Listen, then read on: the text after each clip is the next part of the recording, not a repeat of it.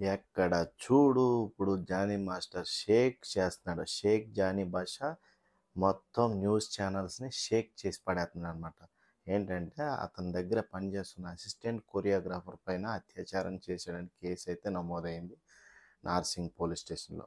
Further investigation అయితే జరుగుతుంది. దీంట్లో నిజాలు ఏంటంటే ఆ కేసులో ఉన్న మ్యాటర్ అయితే చెప్తాను. ఆ కేసులో ఆమె ఎన్నో సంవత్సరాలుగా నా మీద హత్యా ప్రయత్నం అయితే చేస్తున్నాడు జానీ మాస్టరు. నన్ను పెళ్లి చేసుకోమని ఇబ్బంది పెడుతున్నాడు. మతం మార్పిడి చేసి నన్ను పెళ్లి చేసుకో అని వాళ్ళ ఆవిడ కూడా సపోర్ట్ చేయడం. ఇందులో దరిద్రం ఏంటంటే ఆళ్ళ ఆవిడ కూడా సపోర్ట్ చేస్తుందంట. ఏంటి బాస్ ఇలా తయారయ్యారు? నీకు ఆల్రెడీ మంచి ఫ్యామిలీ ఉంది. ఇద్దరు పిల్లలున్నారు. ఎందుకు మంచి పేరుంది ఇండస్ట్రీలో నీకు. నీకు ప్రెసిడెంట్‌గా ఉన్నావు. డాన్స్ కొరియోగ్రాఫర్ అసోసియేషన్‌కి తెలంగాణ కొరియోగ్రాఫర్ అసోసియేషన్ ప్రెసిడెంట్‌గా ఉన్నావు. నీకెందుకు ఈ పోయేకాలం? అసలు ఏం చేద్దామని? మంచి పేరు తెచ్చుకున్నావు. నిన్న గాక మొన్న 'మేఘం కరిగేనా' ఆ సాంగ్‌కి నేషనల్ అవార్డ్ కూడా వచ్చింది. నీకెందుకు స్వామి?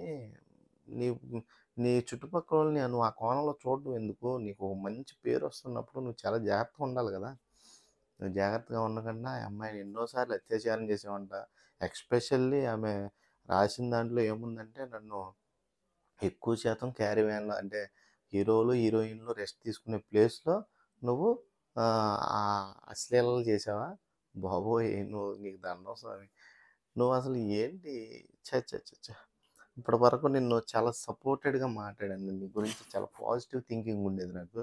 నువ్వింత పనికిమాలిన చర్యకి దిగజారావంటే ఇది చాలా సంఘ వ్యతిరేక చర్యలాగా ఉంది. నాకైతే ఆడపిల్లల మీద అత్యాచారం అనేది చాలా దారుణం, నేరం. మనం ఎన్నో చూస్తున్నాం. నిన్నగాక మొన్న కలకత్తాలో జరిగింది. అది ఇంకా జడ్జిమెంట్స్ కూడా రాలా. ఆ! దాన్ని మర్చిపోయారు అందరూ.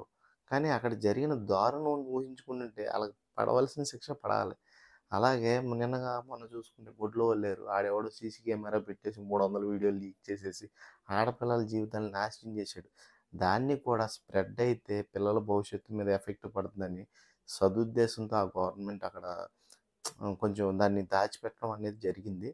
అలాగా ఇయన్నీ చూసుకుంటా ఉంటుంటే నీకసలు ఏం అర్థమైంది? ఇయన్నీ చూస్తూనే ఉన్నావు. నీ కళ్ళతో నువ్వు చూసి సాటి కొరియోగ్రాఫర్‌ని నువ్వు మానసికంగా అత్యాచారం చేసి మళ్ళీ పైపెచ్చు ఆమె ఒప్పుకోకపోతే సెట్‌లో కొట్టడం, తిట్టడం, తల పగలగొట్టడం, మీ ఆవిడని తీసుకొని ఇంటికెళ్ళి తలుపులు కొట్టి అర్ధరాత్రి కాడ బయటికి లాగి కొట్టడం. అంటే నువ్వు పెళ్లి చేసుకోకముందే ఇన్ని వికృత చేష్టలు చేస్తున్నావంటే, ఆ అమ్మాయిని పెళ్లి చేసుకున్నాక ఏ రకంగా టార్చర్ పెడతావు? నీలో ఇంకో సైకో ఉన్నాడా? లేకపోతే మీ మిసెస్‌లో అదే మీ ఆవిడ గారిలో ఇంకో సైకో ఉందా?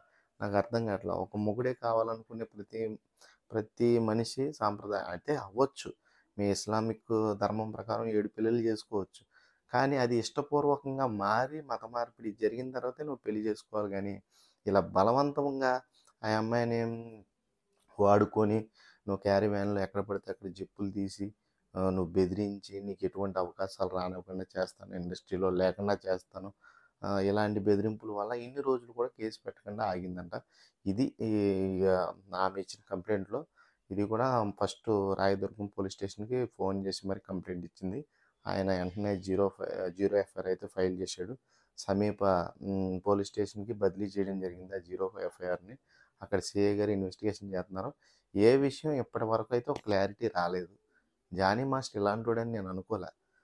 ఇంకో నోటేంటంటే జనసేన పార్టీలో ఒక అధ్యక్షుడిగా ఉన్నాడు గాబట్టి, ఒక మెంబర్‌గా ఉన్నాడు గాబట్టి వెంటనే జనసేన రెస్పాండ్ అయింది.